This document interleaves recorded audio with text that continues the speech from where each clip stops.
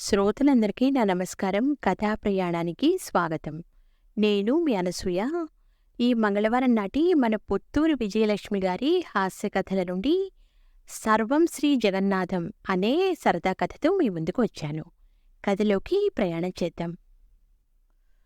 మా ఊళ్ళో భ్రమరాంబ గారనే ఆవిడ ఉండేది. ఆవిడ వయసెంతో ఆవిడికి తెలీదు. కాకి లెక్కలు వేసి తీసిందేమిటి అంటే తాతయ్య గారి కంటే కూడా చాలా పెద్దదిట. అంటే 80 పైనే. మంచినీళ్ళ బావి నుంచి మంచినీళ్ళు తెచ్చిపోయడం ఆవిడ వృత్తి. చంకలో ఓ బిందె, చేతిలో ఒక కడవతో తెచ్చిపోస్తుంది.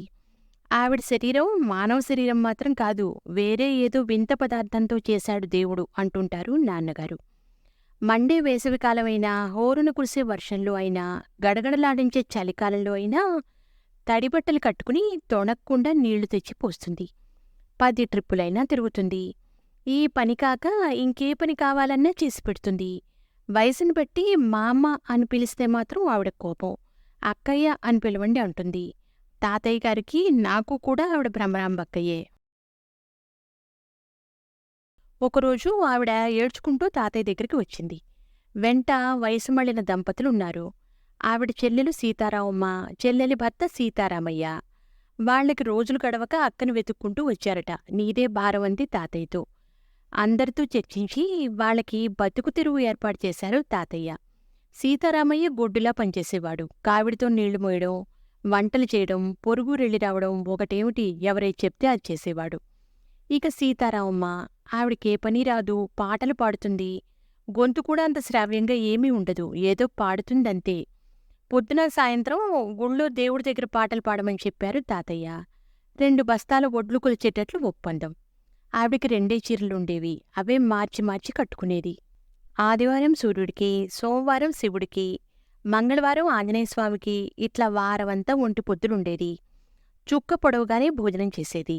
2 పూటలా దేవుడి గుడిలో కూర్చుని పాటలు పాడేది. అసలే అంతంత మాత్రం కంఠం. పొద్దున నీరసంతోనూ, సాయంత్రం భుక్తాయాసంతోనూ పాడటంతో ఆ పాటలు కర్ణకఠోరంగా తయారయ్యేవి. మొదలుపెట్టడం బాగానే మొదలుపెట్టేది. కాని పల్లవి దాటి చరణం అందుకునేసరికి తడబడిపోయేది.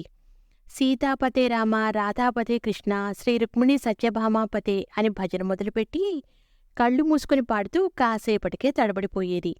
సీతాపతే కృష్ణ అంటూ పాడేది.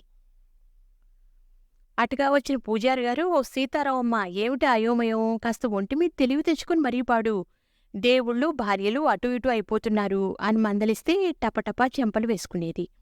అపచారం అనుకుని మళ్లీ పాడేది. కాని అదే వరస.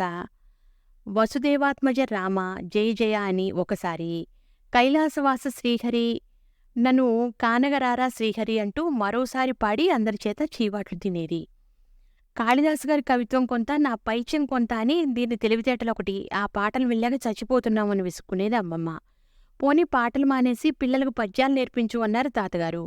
ఆ పద్యాలు అంతే. అయోమయం, అర్ధాంతరన్యాసం, ఉపకారికి అపకారము నెపమెన్నక చేయువాడు అంటూ నేర్పితే పిల్లలు అదే వల్లెవేస్తుంటే పెద్దవాళ్లు లపోదీబోమని మొత్తుకున్నారు. ఇంకే పని రాదు, పోనీ ఏ పని వద్దు, ఇంటి పట్టున ఉండి రామకృష్ణ అనుకో అంటే అభిమానపడి ఏడ్చింది. జాలివేసి సరే ఏదో ఏడు అన్నారు ఊరి పెద్దలందరూ. మళ్లీ గుళ్ళో పాటలు మొదలుపెట్టింది. ఆ రోజుల్లోనే వానలు పడక కరువు వచ్చింది. అందరూ ఆలోచించి వరుణయాగం చేయించారు. ఘనంగా జరిగింది వరుణయాగం. ఆ క్రతువు మొదలుపెట్టిన దగ్గర్నుంచి పూర్తయ్యేదాకా సీతారామమ్మ పాటలు పాడుతూనే ఉంది. సామాన్యంగా వరుణయాగం చేయిస్తే భోజనాలయ్యేసరికి వాన కురవాల్ట. కురవలేదు. చుట్టుపక్కల ఊళ్ళల్లోనూ ఈ ఋత్వికులు, ఈ పండితులే యాగం చేయించారుట. మంచి వర్షాలు పడ్డాయిట. 4 రోజులైంది, చినుకు రాలేదు. ఊళ్ళో ఎక్కడ విన్నా ఇదే చర్చ. ఎందుకిలా జరిగింది, ఎందుకింత పగబట్టాడా దేవుడు? వాన కురవపోతే ఎట్లా? ఏ విధంగా ఆలోచించినా కారణం ఒక్కటే కనిపిస్తోంది. పరోపకారం అంటూ ఆ పిచ్చి మేళాన్ని తెచ్చి గుళ్ళో కూర్చోబెట్టారు. దాని పిచ్చిపాటలు వెళ్ళలేక దేవుడు గుడొదిలి పారిపోయి ఉంటాడు. ఇక ఎన్ని యాగాలు చేయించినా ఏం ఫలితం అన్నారందరూ.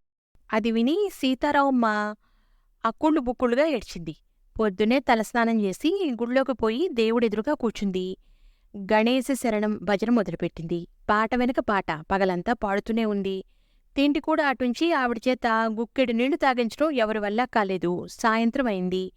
నీరసంగా పెగలల గొంతుతో రావణ సంహార కృష్ణనమో, కంస సంహార రామనమో అని పన్నగభూషణ పార్వతీనాయక పండరీపురము విడిచిరారా అంటూ పాడుతూనే ఉంది. ఇక లాభం లేదు, ఇది మొండికి పడింది, దేహశుద్ధి చేసి ఊళ్ళో నుంచి వెళ్ళగొట్టాల్సిందే అని తీర్మానించారు కొందరు.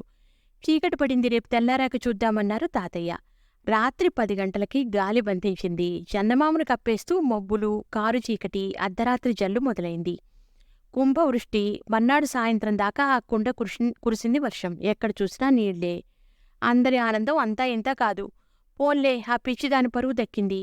అయినా మనం పెట్టుకున్న పేర్లే గాని సర్వం శ్రీ జగన్నాథం అన్నారు తాతయ్య తృప్తిగా. విన్నారుగా ఈ పుత్తూరు విజయలక్ష్మి గారి సర్వం శ్రీ జగన్నాథం అనే హాస్యకథను. వచ్చేవారం మరో మంచి కథతో మీ ముందుంటాను. అంతవరకు సెలవు, నమస్కారం, ఉంటాను.